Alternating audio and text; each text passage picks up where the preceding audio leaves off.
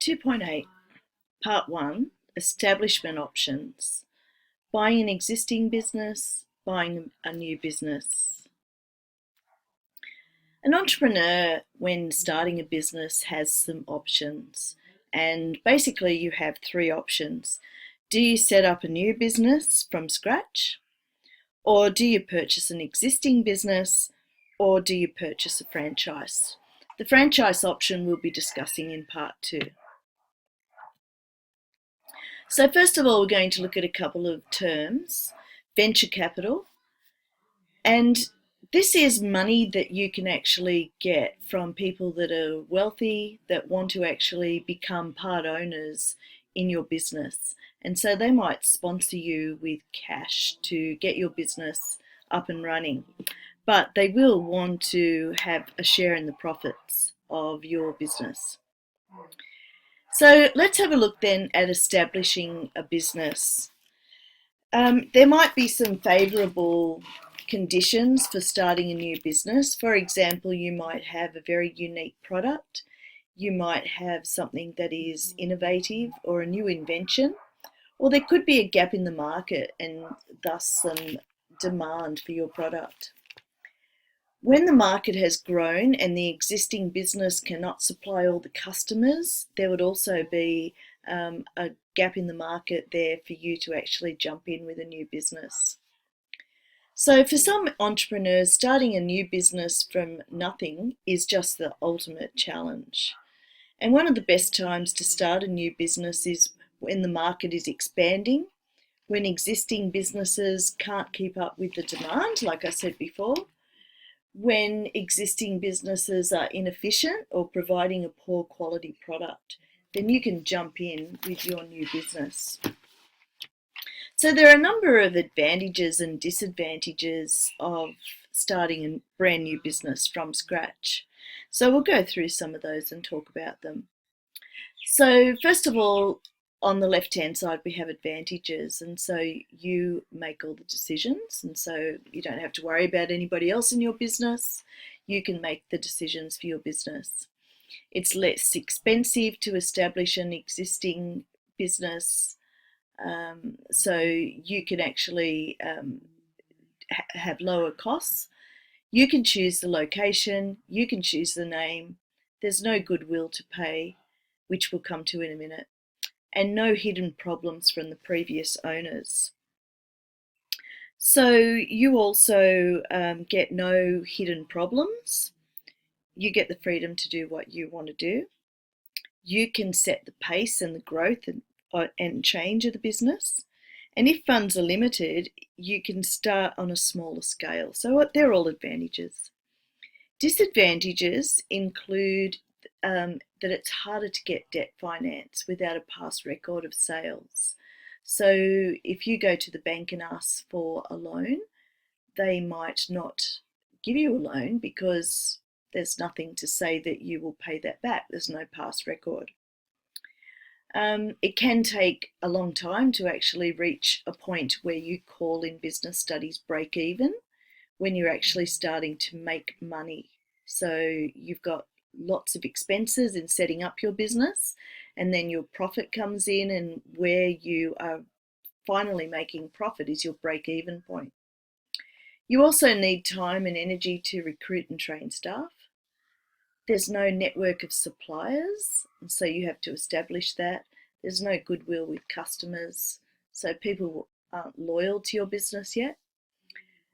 Time delays in setting up your business, so there might be things like business registrations that you have to do. No past record of business performance, so you're not really sure. You're taking a big risk. You don't know how that business is going to go, and there's no procedures in place. So all of those things are disadvantages, and you are taking a risk. There's a measure of uncertainty. There's no reputation in the business, procedures are not in place, and all of those things are time consuming, and your profit is slow as well. So here's that word goodwill I mentioned before. It says here a definition for goodwill. Goodwill is something that is intangible, you can't actually see it, but you can put a value on it. And when you're selling a business, you would include goodwill. And that means that you've established a good reputation and a client base with people in the local area or in the world if it's a big business. And they'll come to you as loyal customers.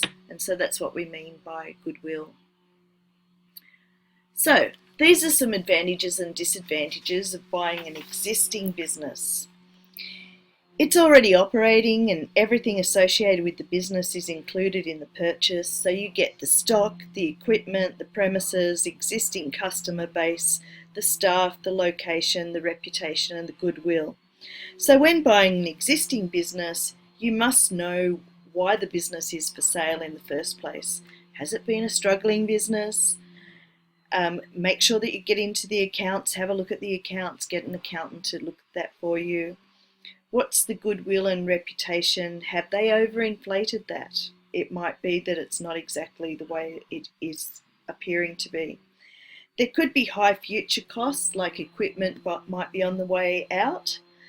There may be discrepancies in accounts. They might have inflated their operating costs to make their profit seem better. The lease might need to be renewed, and that could be quite costly to you. The market might have reached saturation point. The product might be needing innovation. The market might be shrinking. Goodwill may not be accurately costed. So you must do your market research. What is the level of competition in a highly competitive market? It might be better to purchase an existing business than to attempt to penetrate the market with a new business. So all of those things need to be taken into consideration.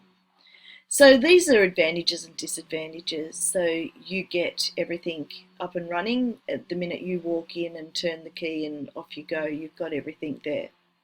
Loyal customers, so goodwill. Advice and assistance might be sought from the people that are already in the business. They know the business really well. They know it better than you. So use them to your advantage.